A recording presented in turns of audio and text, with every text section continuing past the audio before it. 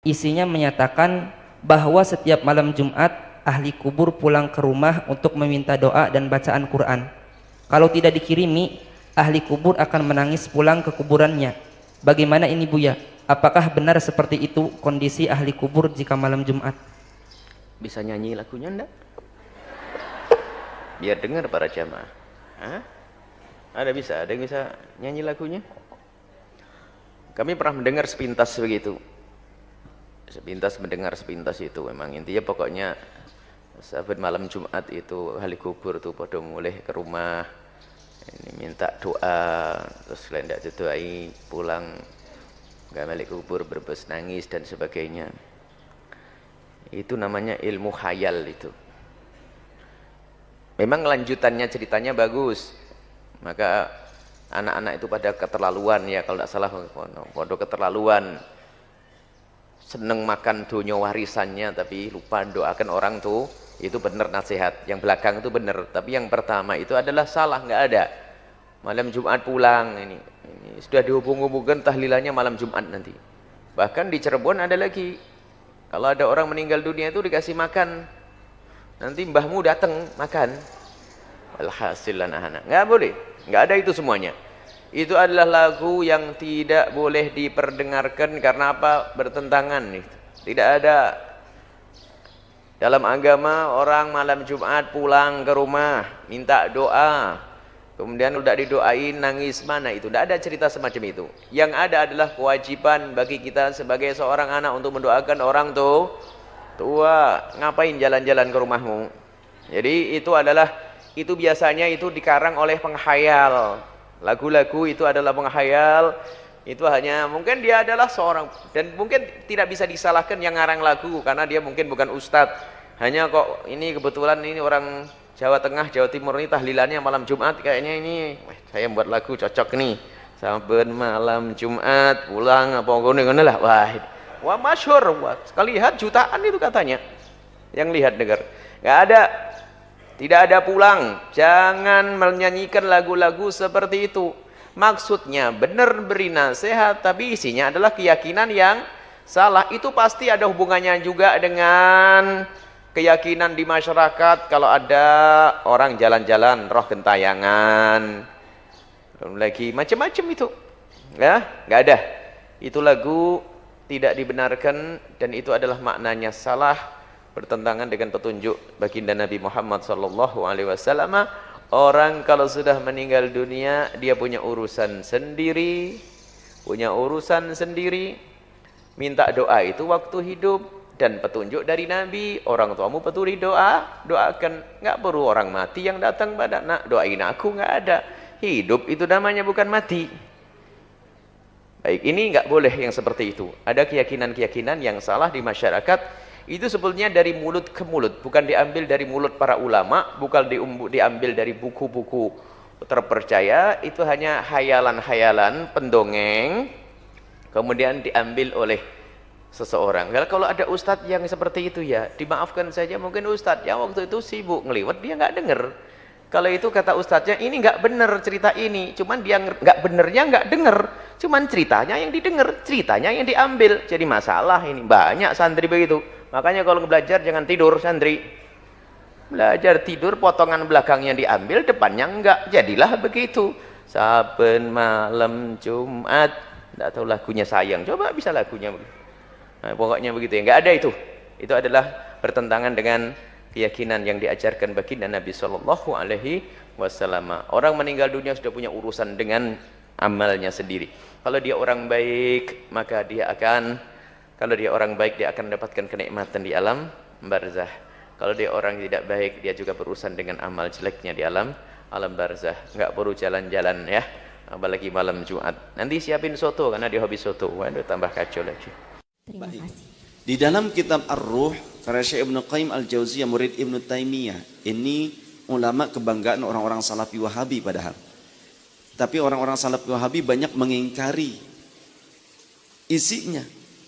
Termasuk qiraatil Quran untuk ahli kubur, untuk orang yang telah meninggal, bacaan Quran di samping kubur juga. Imam Asy-Syafi'i menyatakan sampai dan bermanfaatnya bacaan Al-Quran untuk orang yang telah meninggal. Ada di dalam kitab Ar-Ruh karya Syekh Ibnu Qayyim Al-Jauziyah, murid Ibnu Taimiyah. Ini ulama yang sangat dibanggakan oleh orang-orang Salafi Wahabi, tapi orang Salafi Wahabi ingkar dengan itu semua. Aneh kan? Nah, saya pakai kitab ini sekarang. Ada di dalam kitab itu pula, termasuk juga dalam kitab karya ulama Syafi'iyah. Ulama Syafi'i yang bernama Imam Jalaluddin As-Suyuti, yang hidup di kurun 900-an Hijriyah. Nama kitabnya Syarhus Sudur fi Ahwalil Maut wal Qubur. Kemudian di dalam Tadhkirah Imam Al-Qurtubi. Ada dalam kitab-kitab tersebut mengutip ayat Al-Quran yang menjelaskan bahwa Allah menggenggam ruh orang yang meninggal dan Allah mengembalikan ruh orang yang sedang tertidur ke dalam jasadnya. Ayat ini mengindikasikan tentang pertemuannya ruh orang yang telah meninggal dengan orang yang masih hidup dalam mimpi.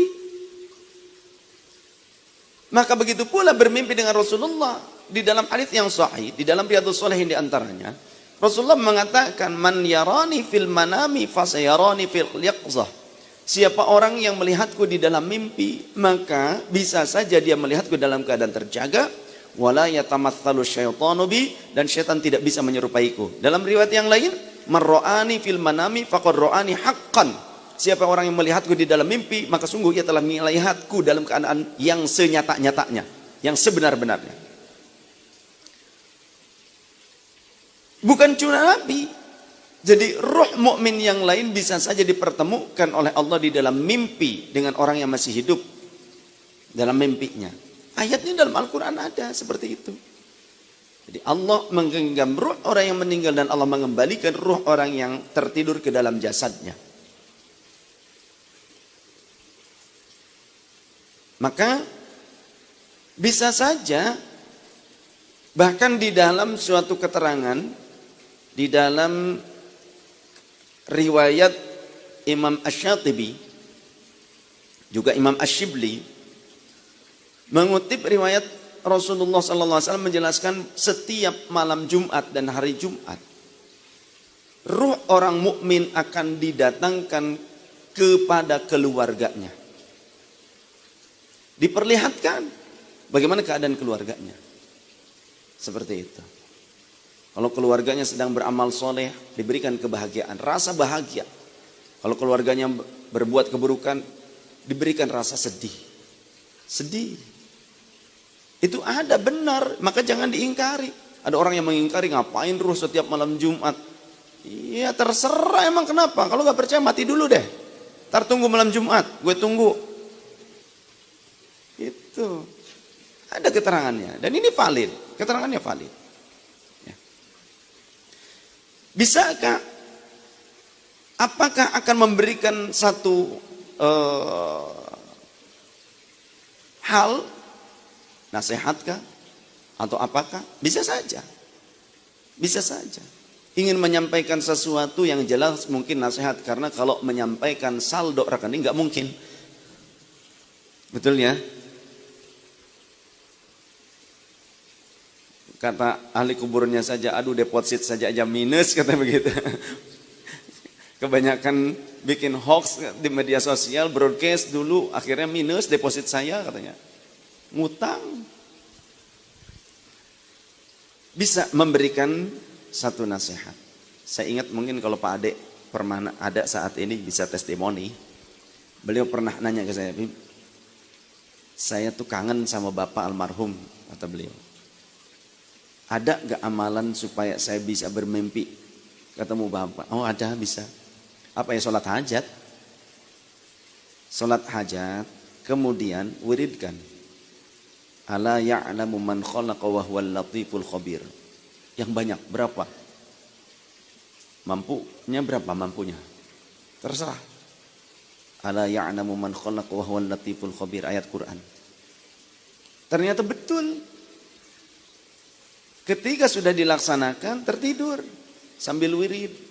Gak tahu wiridnya mungkin gak nyampe target yang saya tentukan kayaknya mungkin. Keburu tidur. Biasalah kalau wirid kan cepat ngantuknya begitu.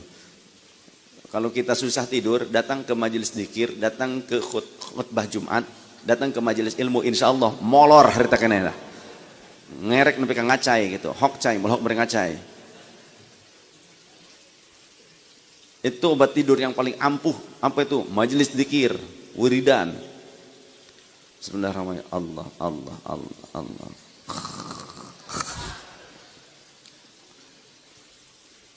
Allah.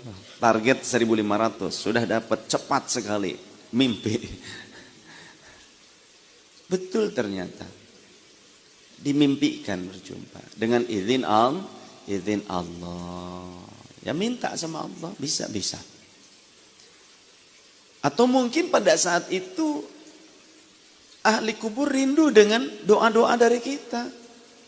Ahli kubur rindu dengan bacaan Al-Quran dari kita yang dihadiahkan kepada mereka. Ahli kubur mungkin rindu dengan sodakoh-sodakoh yang ingin dihadiahkan untuk mereka. Sampai ke sodakoh dari orang yang hidup untuk orang yang telah meninggal. Sampai buktinya dalam hadis yang sahih, ja'a rajulun ila Nabi sallallahu alaihi wasallam, dalam seorang laki-laki kepada baginda Nabi, faqala, ia berkata, ya Rasulullah, inna ummi qad uftulitat nafsuha, sungguhnya ibuku telah wafat. Apa yang fu'ahu in tasaddaqtu anha, apakah bermanfaat jika aku bersedekah atas nama almarhumah ibuku? Faqala, baginda Rasul menjawab, na'am, ya bermanfaat. Fa inna li makhrafan, aku punya sebidang kebun ya Rasulullah. Fa ushiduka anni qad tasaddaqtu anha, aku persaksikan ya Rasulullah. Tolong saksikan saat ini pula kebunku aku sedekahkan atas nama almarhumah ibuku. Tapi belum ada nih jamaah Babur Rasul datang, Bib, tolong Bib, ini saya hibahkan tanah ini untuk atas nama almarhumah ibu saya. Belum ada. Nasib. Bikin proposal, enggak, yang ngasih enggak ada, begitu. Ya nasib sudah, enggak apa-apa. Sing penting ditemani ikan koi sajalah, sudah hilang stres. Tapi enggak apa-apa, saya senang. Ada yang bilang, Bib, jamaah berapa? Sekian ribu. Tapi kok majelis belum jadi-jadi? Ya enggak apa-apa, yang penting jamaah yang sekian ribu jadi semua. Jadi apa? Jadi medit kabeh. Enggak lah, jadi soleh semua, amin. Ya, buat saya fisiknya memang tidak terlalu penting, fisik majelis. Tapi batinnya itu yang paling penting. Majelisnya tetap penuh, istiqomah jamaahnya, dan kami bisa menjamu semua jamaah yang hadir. Kami tidak perlu ngemis kepada jamaah. Yang penting itu buat saya. Yang penting saya tidak ngemis sama jamaah. Minta dong, saya ini lagi benerin nih, joglo belum selesai, lagi bikin plafon apa. Nggak perlu saya begitu. Cukup kalian saja yang ngerti sendiri.